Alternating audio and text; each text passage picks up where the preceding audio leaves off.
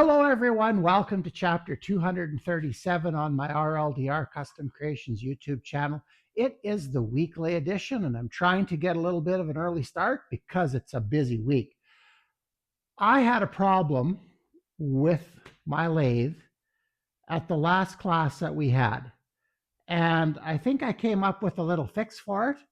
So if you want to see what that is, all you need to do is stay tuned.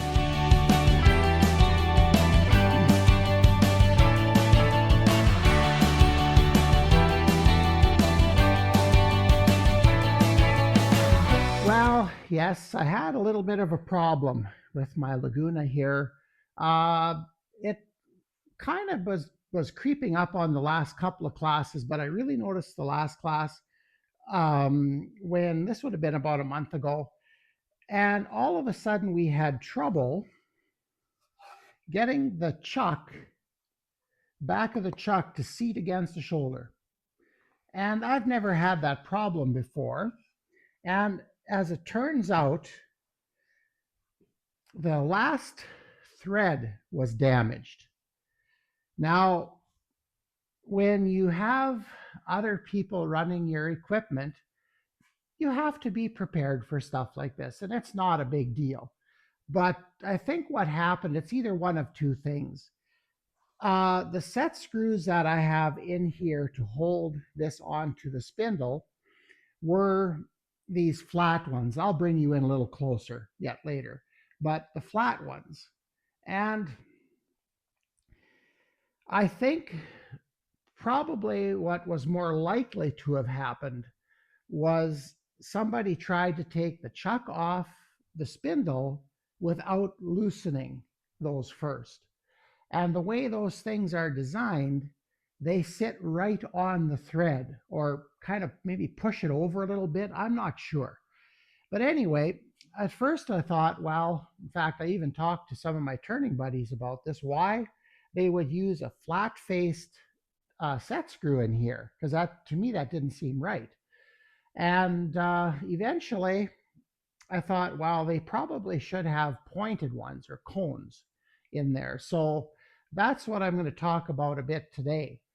Yeah, as far as having other people use their equipment, like there was nobody here that did this on purpose. These were all accidents. People being unfamiliar with my equipment. That's what it boils down to. And if you're going to have people in your shop, you need to get used to that, because if that's a big problem for you, you probably shouldn't have people in your shop using your stuff. But since I taught for 32 years in this public system and still have kids in my shop once a week, though that train that left the station a long time ago. I don't care. I mean, if somebody would on purpose abuse my equipment, that would be a problem. But if it's honest, no matter how silly it is, all you need to do is really fix it. So that's what I did. Um, so I thought, well, we had trouble getting this on. So I took a thread file that I have and tried to file them, but this is pretty hard stock, so it didn't file all that well. Eventually I got it, so if I tightened it with a wrench, well, basically I put my chuck wrench into the hole and locked the lathe and pushed it on, kind of forced it, and I got it to work for the rest of the weekend. But that I never really felt good about. And I thought, well, there's got to be somebody who sells a die that I could put on here and just make sure I cut those threads exactly right instead of relying on hand filing.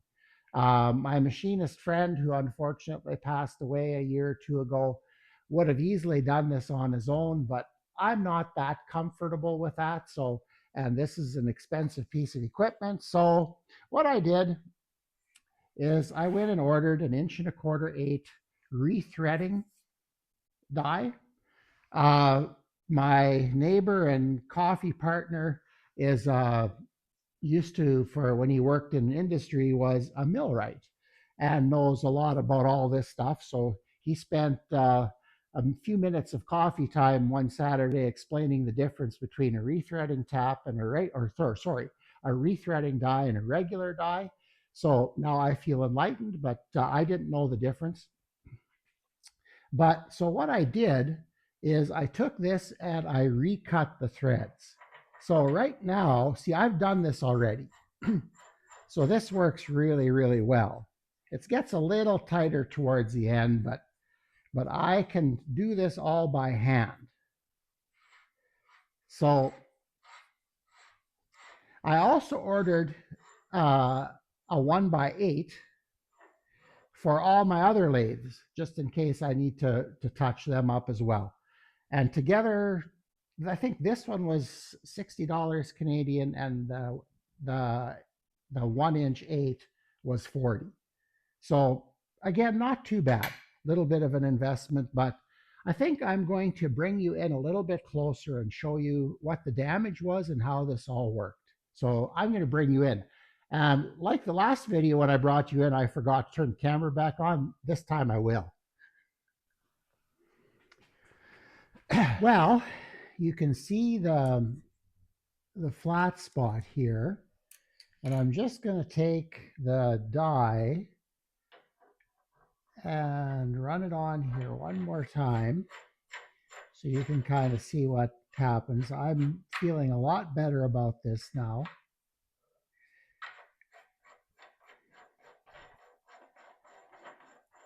There's no impedance in the threads to impair it seating it on the shoulder. Okay, so now I've already used my modification here to show you, and I don't know if you can see this. See that right there?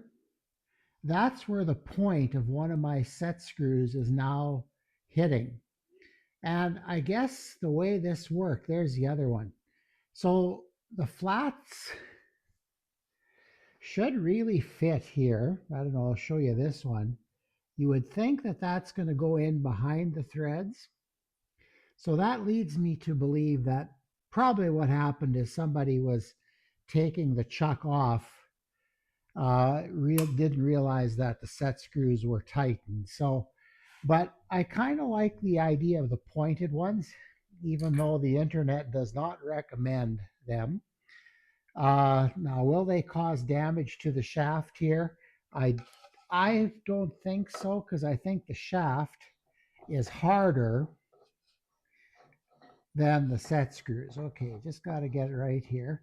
I left this bowl on here to try to make it a little easier to handle, but maybe that wasn't a wise decision to make here. There we go. We're getting it on now. Okay, so with the cone-shaped set screws, I can just tighten this up, and I know for a fact that they're not going to hit the threads, and they've got a ways to go. You'd have to have the chuck about a 1/4 inch away from the shoulder when you're unthreading it to have the points engage, or the set screws engage the threads. So I think this is pretty good. Now, this set screw should have worked. They recommend not using cone-shaped screws for this in this application. They also recommend using you remember a couple of videos back, I took a locking lever from my lathes and I ground a smaller diameter at the end, but it kind of was parallel. You know what I mean, like a step. I think those are called I forget. There is a name for them, and you can get them uh, through retailers like Amazon and others. But I think I'm going to put the point ones in, even if they're not necessarily recommended. Judging from the look on the lathe and things like that, I'm feeling a lot better about having the points be there and there, as opposed to dragging them across the threads. And that flat bottom piece, although it should work, uh, doesn't take as much if somebody makes a mistake. So I think I'm going to try these anyway for now. If I go back to the flat ones, I'll let you know. Or if I do make a different version of it, I'll let you know about those as well. Now, I've been debating with this video whether I should show you how I made those flat bottom screws into cones, but I think I will. I don't think I would do this again. Like I'll just order them, but I wanted to try this and I didn't want to wait for things to get here. So I just figured out a way to grind them, and I ground them on my grinders here. So I think I'll show you that. But if you're going to do this, order cone shaped set screws. That's all you need to do. Okay, let's move over to the grinder. Well, I really debated whether I should show you this or not. This could be construed as being somewhat risky to do, although I've done a few now and it's worked actually quite well. What I did is I took an Allen key that I had left over from, I have a couple of partial sets. I just grabbed the one that fit and I put it, get that tightened up again, set that down. I used this epoxy, this marine grade epoxy. Now the reason I picked this, and I used this in a past video, the reason I picked it is because it bonds to metal, and I needed something that bonded to metal. When I was putting the receiver into the hollowing handle in the last video, anyway, this stuff works pretty good. And I put it in here, and then all I need to do is turn my grinder on, and this is pretty hard on the wheels. It cuts in pretty good. So I don't want to use my CBN wheels for this. They're too expensive to ruin. And my regular grinder that I use for metal work on the other side of the shop doesn't have any good platforms on it that I can hold myself steady. So that's why I'm at this one. And yeah, I'm going to have to surface the wheels when I'm done. Like I said, the reason I went ahead with this is I wanted to try this. And it seems like I'm constantly waiting for hardware from Amazon. And in Saskatoon, I just don't always know where to go and find this stuff. And you spend hours running around the city and then end up ordering it anyway. So that's why I'm making a few on my own. The other one that they mention, they're called dog points. Like they have they're more of a conical shape. Sorry, they're more of a smaller diameter and a larger diameter, if you know what I mean. But you can look those up. But I'm going to make a point again and just show you what I did. So, but I am going to move you in a little closer for that. So give me just a second here and I'll grab the camera and move you in. Well, I'm hoping that you can still see what I'm doing here, but let's get this on the road here.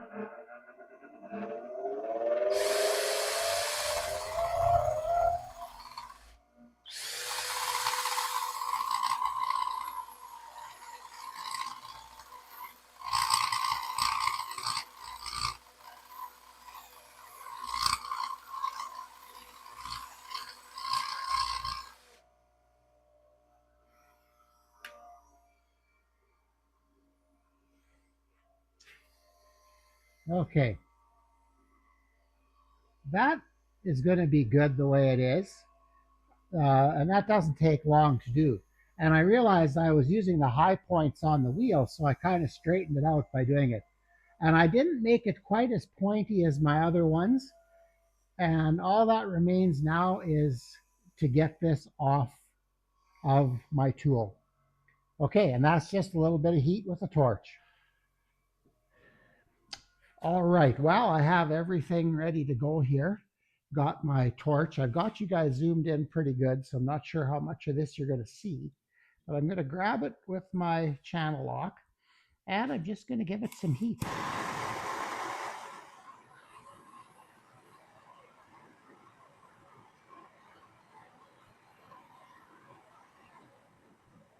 There we go. And that's off. I'm sure it's quite warm yet, but the epoxy is let go. Okay, that's all there's to it. Well, that's how I chose to solve this problem. Often, maybe it's a failing that I have. I should really look at the internet sometimes before I figure things out in my head and just do it. But I tend to do that. Just this is a problem, it needs to be fixed. This would fix it, so I go for it. I'm not convinced that the pointy screws are a bad solution for this, so that's why I'm going to keep using them for now anyway. If I change my mind again, hey, you'll be the first to know. The other thing is one of the things that kind of keeps you awake at night when you're publishing videos like this is um, the way I ground that cone onto that set screw. Uh, it works. It actually works really good, but it looks like it shouldn't work well. It's kind of like putting the radius on a fretboard with our table saw, which I think I did show you that in a video a long time ago. It looks like it shouldn't work, and yet it does. But like I said, um, when I show something in a video, I'm showing you my solution, and I'm not telling you to do it. So this is really for more entertainment than actual knowledge at times. So, yeah. Um, Make sure if you're, well, you know what? Just order them. Order the conical ones or the dog point ones, whichever you prefer, and use them. That's probably the best way to do it. And since I run my equipment with other people, I'll probably order some in the future as well. But anyway, this worked for me. I could try it without having to wait a week or two to get parts in from China. So it all worked. But anyway, my threads work. I also ordered uh, an 8x1 for all my other lathes, like that General over there and the Deltas and the Jets that I have with my student lathes. So I have an 8x1 rethread or die like this as well. And when I have little problems with those, now I can just fix it. Between the two of them, I spent about $100 Canadian, but I think it's a worthwhile investment. I'm happy with the way this looks now. The threads look like new. It works really well, and I think it was a worthwhile investment. So if you're looking to do something like that to your lathe, I bought this stuff off of Amazon. So anyway, with that in mind, I think that brings the weekly edition to the close. I spent the day in the shop today machining gables for my cabinet set. So if I wouldn't have gone and confided with the boss about our island, I might have even got that done. But for the regular cabinets, all the gables are machined. Now I need to make sure that I know exactly how wide each module needs to be, and I can start putting modules together. So that should be exciting. But yeah, so this is, like I say, the end of the weekly edition. Thank you for watching. If you are, please remember to like, share, and subscribe. And just because I do it doesn't mean you should do it. Take care.